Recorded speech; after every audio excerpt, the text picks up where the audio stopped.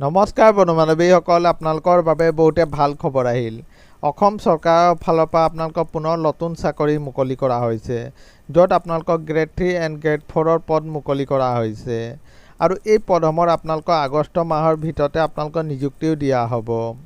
আৰু এই পদসমূহৰ বাবে আপোনালোকে কোনো ধৰণৰ ৰিটেন এক্সাম দিব নালাগে, মাথো আপোনালোকৰ ইণ্টাৰভিউৰ জৰিয়তে আপোনালোকৰ চিলেকশ্যন কৰা হ'ব।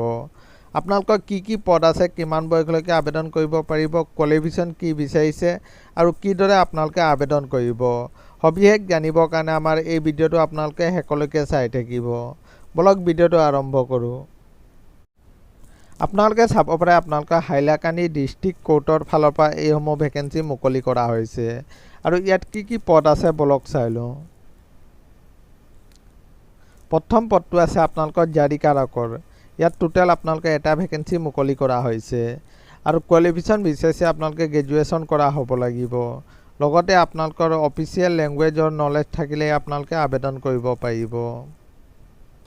আৰু মাহিলী দৰমহা যথেষ্ট ভাল, আপোনালোকৰ 14,000ৰ পৰা আপোনালোকৰ 70,000 পৰ্যন্ত মাহিলী দৰমহা দিয়া হ'ব।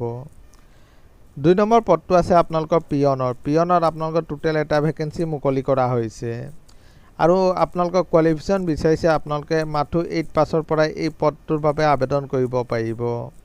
আৰু মাহিলী দৰমহা দিয়া হ'ব আপোনালোকৰ 12,000ৰ পৰা আপোনালোকৰ 52,000 পৰ্যন্ত মাহিলী দৰমহা দিয়া হ'ব। আৰু বয়সৰ সময়সীমা বিচৰা হৈছে আপোনালোকৰ মিনিমাম 18 বছৰ হ'ব লাগিব, মেক্সিমাম আপোনালোকে 40 বছৰলৈকে আবেদন কৰিব পাৰিব।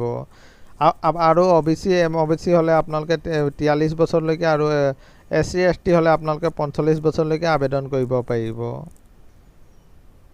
আৰু এই পদটোৰ বাবে আপোনালোকে অফলাইন আবেদন কৰিব লাগিব। অফলাইন আবেদন কৰিবৰ কাৰণে আপোনালোকে ষ্টেণ্ডাৰ্ড ফৰ্ম ফিল আপ কৰি আপোনালোকে নিজৰ ডকুমেণ্টছসমূহ লগত গাঁঠি আপোনালোকে পোষ্টযোগে পঠাব লাগিব। আপোনালোকে এইটো এড্ৰেছত আপোনালোকে পোষ্টযোগে পঠাব লাগিব। আৰু আবেদনৰ লাষ্ট ডেট ৰখা হৈছে আপোনালোকে 31 আগষ্টলৈকে এই পদসমূহৰ বাবে আবেদন কৰিব পাৰিব।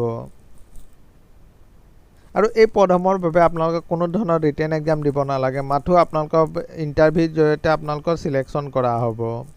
এইটোৱে আছিলে বন্ধু-বান্ধৱীসকল এটা সৰু সুৰা ইনফৰ্মেশ্যন। সদায় এইদৰে জব নটিফিকেশ্যন পাই থাকিবৰ কাৰণে চেনেলটো ছাবস্ক্ৰাইব কৰি দিব। ধন্যবাদ।